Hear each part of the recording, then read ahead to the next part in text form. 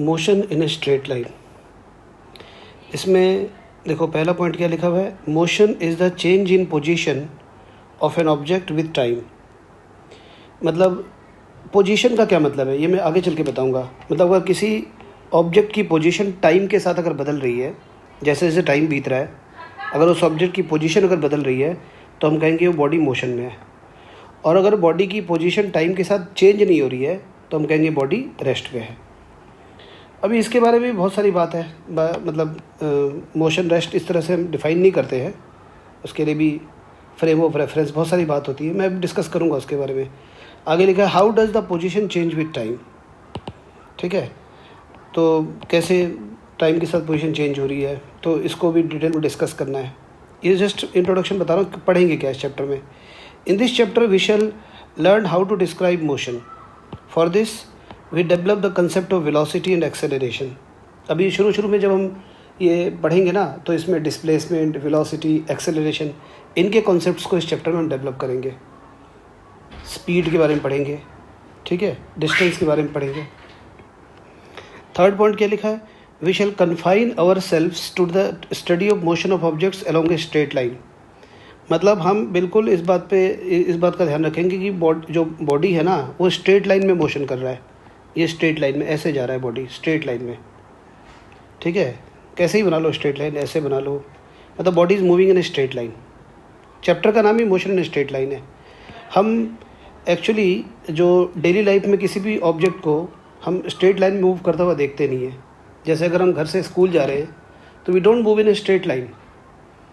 Straight line में motion अगर हम प्रैक्टिकली देखें तो थोड़ा बहुत कहीं ऑब्जर्व कर सकते हैं। अगर हम किसी बॉडी को अगर हाइट से हम गिरा दें और हवा अगर नहीं चल रही तो वो बॉडी सीधे नीचे गिरेगी, तो ये मोशन इन स्ट्रेट लाइन का एग्जांपल हो सकता है। तो अब यहाँ इस चैप्टर में हम यही मान के चलेंगे, मतलब ये हमारा कंडीशन है यहाँ पे कि बॉडी स्ट्रेट लाइन में मूव करेगा, the body will move in a straight line, ठीक है। और फोर्थ पॉइंट क्या, in our discussions we shall treat the object in motion as point object.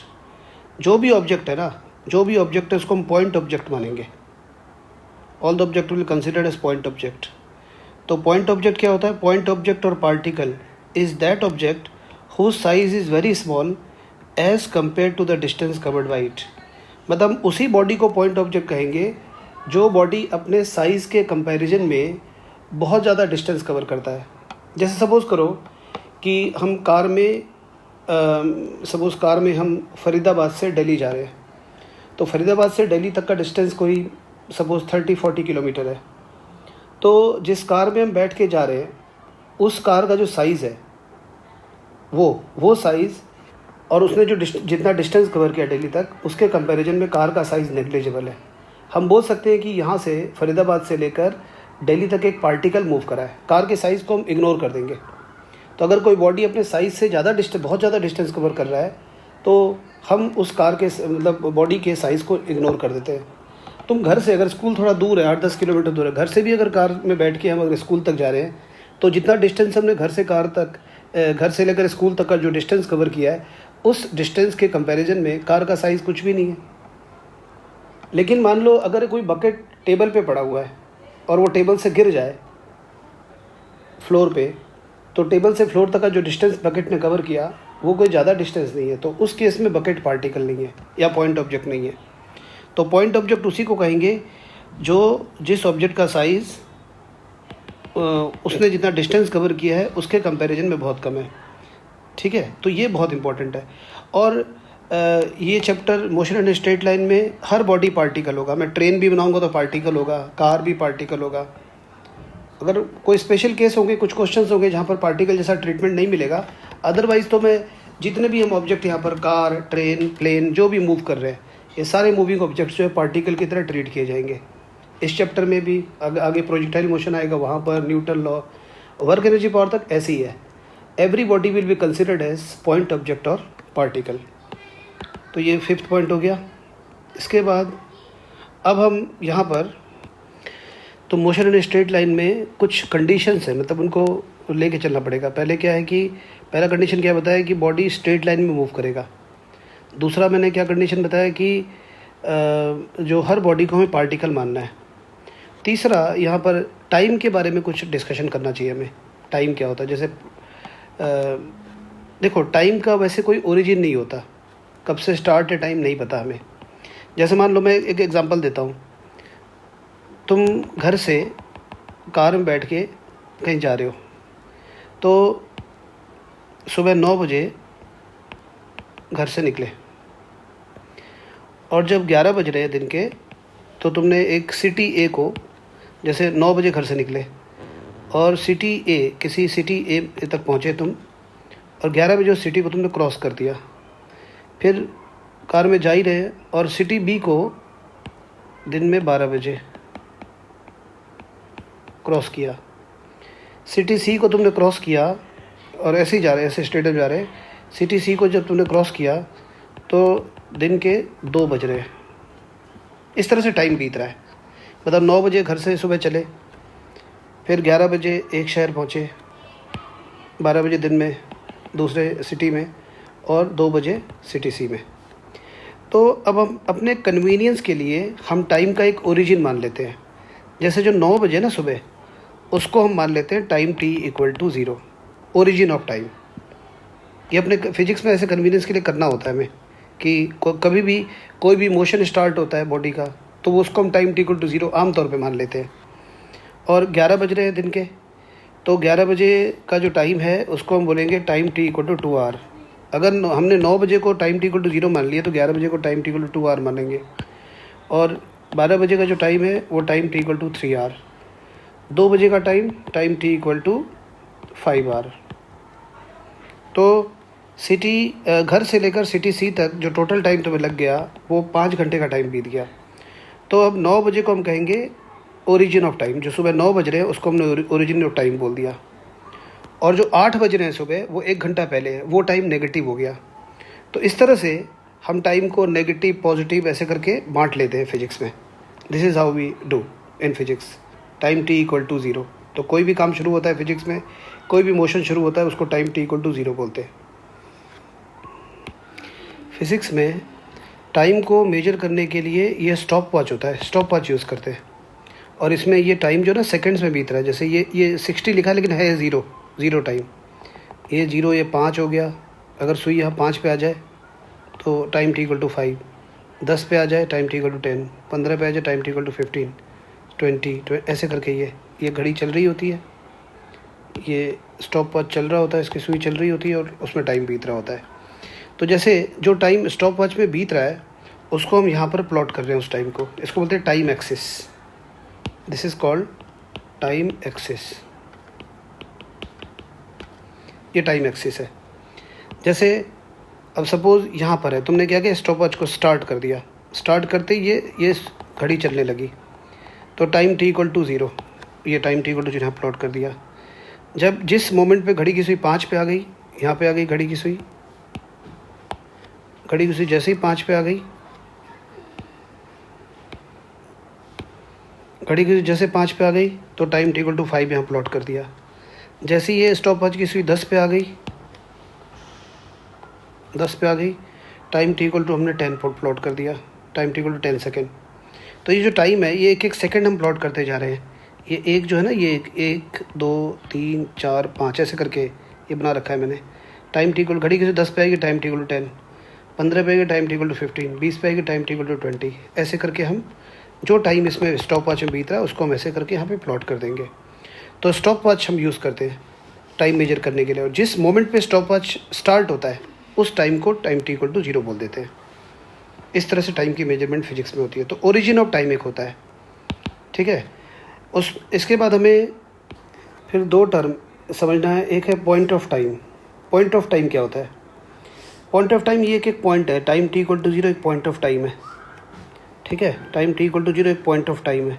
Time t = 5 एक पॉइंट ऑफ टाइम है, मतलब एक पर्टिकुलर टाइम। जैसे ये 9 बज रहे हैं, 9 बजे एक पॉइंट ऑफ टाइम है, 11 बजे एक पॉइंट ऑफ टाइम है। लेकिन 9 बजे से लेकर 11 बजे तक एक टाइम बीत रहा है, 2 घंटे का टाइम बीत रहा है, उसको बोलते हैं टाइम इंटरवल। जैसे घड़ी की सुई 5 से, मान लो 5 से 20 पे चली गई, 5 से कहाँ चली गई, 20 पे, ये 20 पे गई। तो जब घड़ी की सुई 5 से 20 पे चली गई, कितना टाइम बीत गया? 15 सेकेंड। तो ये टाइम इंटरवल हो गया। तो दो पॉइंट ऑफ टाइम के बीच में जो टाइम होता है उसको बोलते हैं time interval. Time T equal to 5 से टाइम टी इक्वल टू 20। तो अब हम जब हम पढ़ेंगे ना तो ऐसे बोलेंगे time T equal to T1।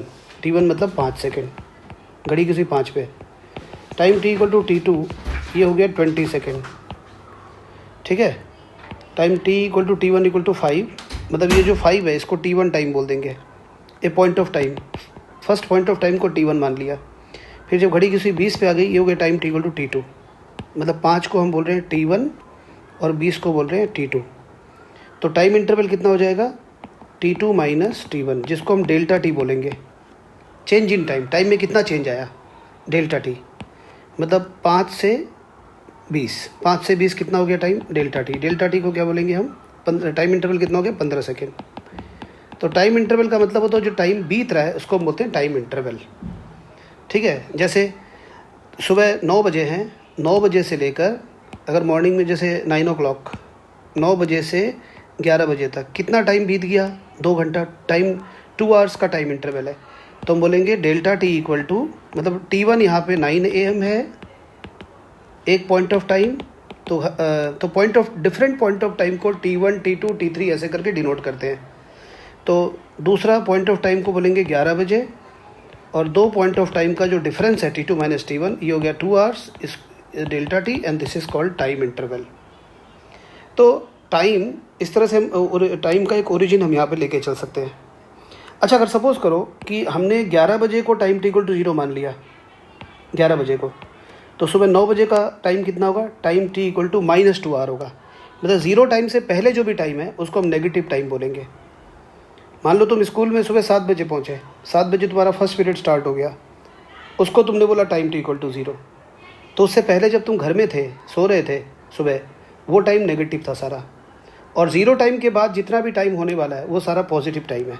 तो इस तरह से टाइम को हमने पास्ट, प्रेजेंट और फ्यूचर में इस तरह से बांटा गया। टाइम टी इक्वल टू 0 को हम प्रेजेंट बोलते हैं। टाइम टी इक्वल टू 0 से पहले जो टाइम है, नेगेटिव टाइम, वो पास्ट होता है, और जो पॉजिटिव टाइम है वो सारे फ्यूचर टाइम है।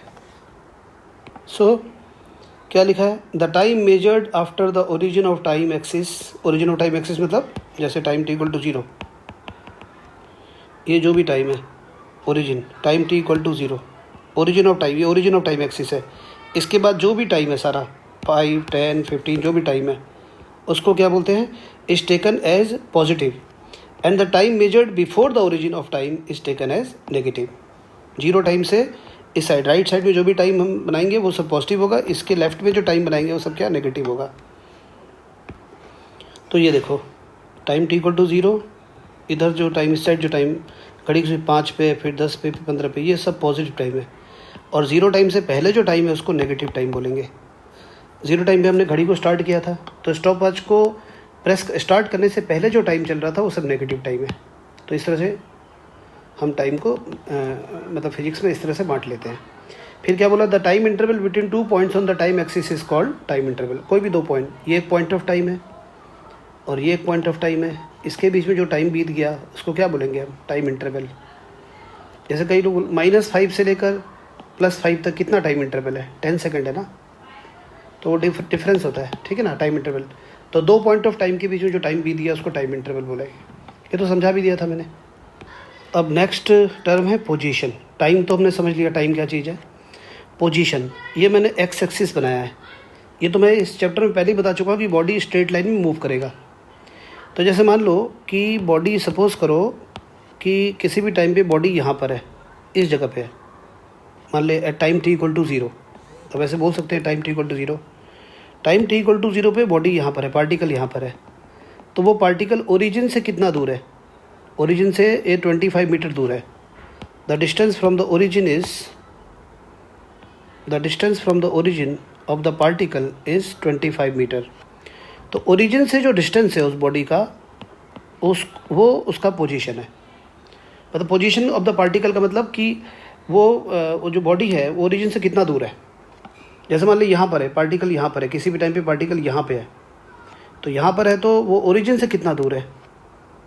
ओरिजिन से कितना दूर है? ये ओरिजिन से 75 मीटर दूर है, वो उसका पोजीशन हो गया। ठीक है, मान लो एक पार्टिकल यहाँ पर है, तो ओरिजिन से कितना दूर है ये? ओरिजिन से 25 मीटर दूर है, तो इसका पोजीशन x = -25 मीटर हो गया। तो ओरिजिन से राइट की तरफ जो पोजीशन होंगे वो सारे पॉजिटिव होंगे, ओरिजिन से लेफ्ट की तरफ जो पोजीशन होंगे सब नेगेटिव होंगे। बिल्कुल एक ग्राफ जैसी बात है। तो पोजीशन का मतलब है कि जो x की जो वैल्यू है, x = 25 मीटर, x = 50 मीटर, वो उसका पोजीशन होता है बॉडी का। तो पोजीशन क्लियर हो गया, ठीक है।